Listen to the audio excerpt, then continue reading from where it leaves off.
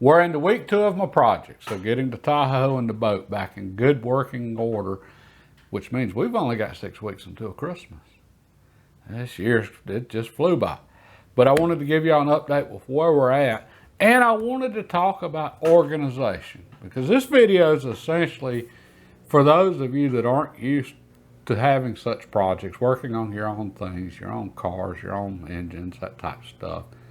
So I thought I'd just start with a simple preparing for a project, because that is important. Before taking on any project, I think the best place to start is identifying our goals. And that might sound simple. In the case of something that's broke, all right, we change to whatever's broke, replace it, we're good. All right, but in the case of the Tahoe, I'd said my intake manifold gasket, I needed to change it.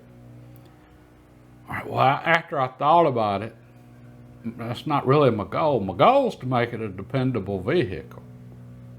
All right, so while I'm in there, I'm going to also do some preventative maintenance. I'm going to change a lot of other parts, sensors and seals that are subject to go bad. So while I've got that intake manifold out, I can get to everything else really easy. And there's other things in there that we'll talk about that need to be changed. Okay. Well, again, that's my goal. It wasn't changing that one gasket. All right, so with that said, next we need a parts list. We need to get our parts together, identify all the things we're going to replace, and order the parts, whether it's in the case of automotive, whether it's from local parts store like Advance or O'Reilly's, or I ordered some from Amazon. And I do prefer to support the local shops. I mean, given a choice, that's what I'm going to do.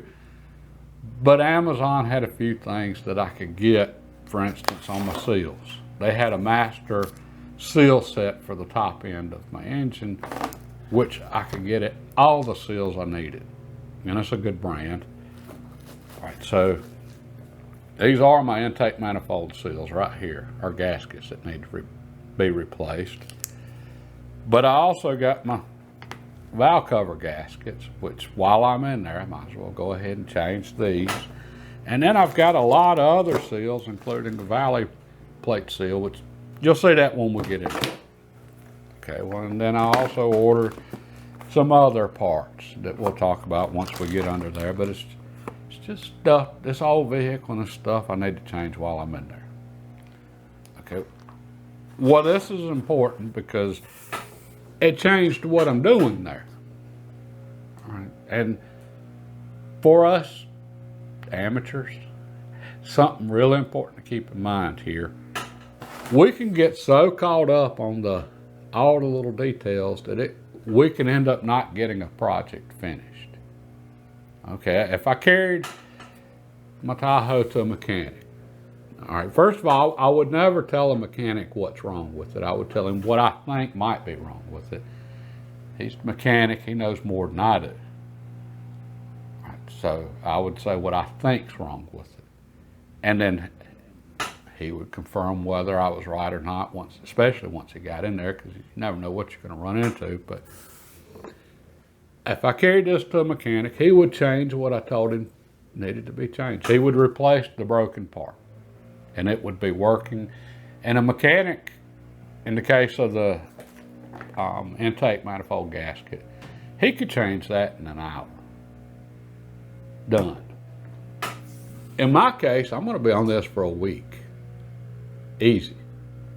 Because I'm going to be a lot more particular than he is while I'm in there. I'm going to clean everything really well that he wouldn't necessarily take the time to clean. And I'm also going to get into all this other stuff that he wouldn't necessarily do.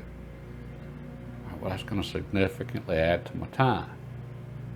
All right, so that gets us into the second part about what we need to identify before we begin a project, identifying our constraints, our limits. And there's always constraints on every project. Maybe it's time. Okay, if my vehicle was broke down, and this was Saturday afternoon, and I had to get it running again in order to have it to go to work Monday morning, I wouldn't waste any time on doing anything that was unnecessary. I'd be in and out just trying to get it done to make sure my vehicle is ready to get me to work Monday morning. So time would be a constraint. The Tahoe not being my daily driver, time's not a constraint, which can be a problem because that's when we tend to let our projects drag out. Anyway, other constraints, money.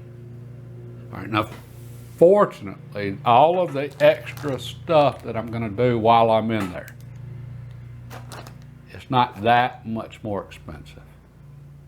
All right, so in the case of the master gasket set here, this master set, I ended up getting it for about what I was going to pay just for the intake manifold gaskets. Okay, and then the extra little sensors and stuff weren't that expensive. All right, so fortunately that the money constraint wasn't an issue for me.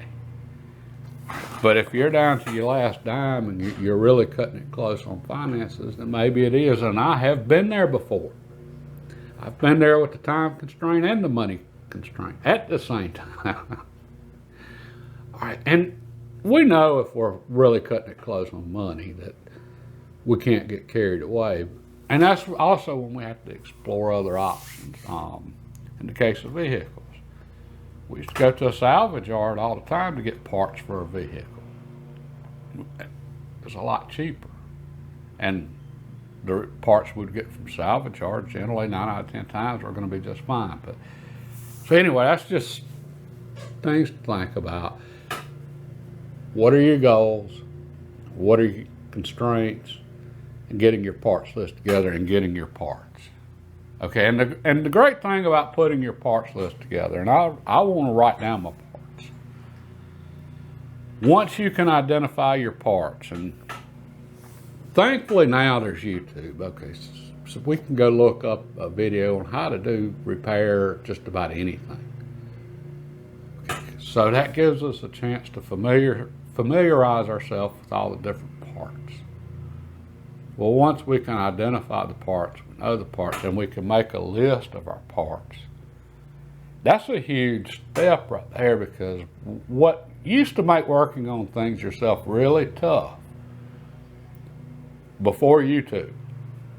Okay, if you were lucky, you had the manual, the automotive repair manual. Chilton's a good one, and I've got one for my vehicle. Okay, that was a huge resource, but if you didn't have it, you were just going in blind. You had to figure out what was wrong, take whatever apart, and then, okay, what's going on here?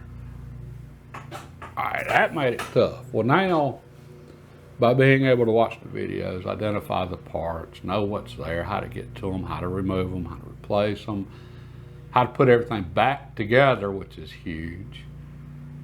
All right. Well, that keeps us from going in not knowing.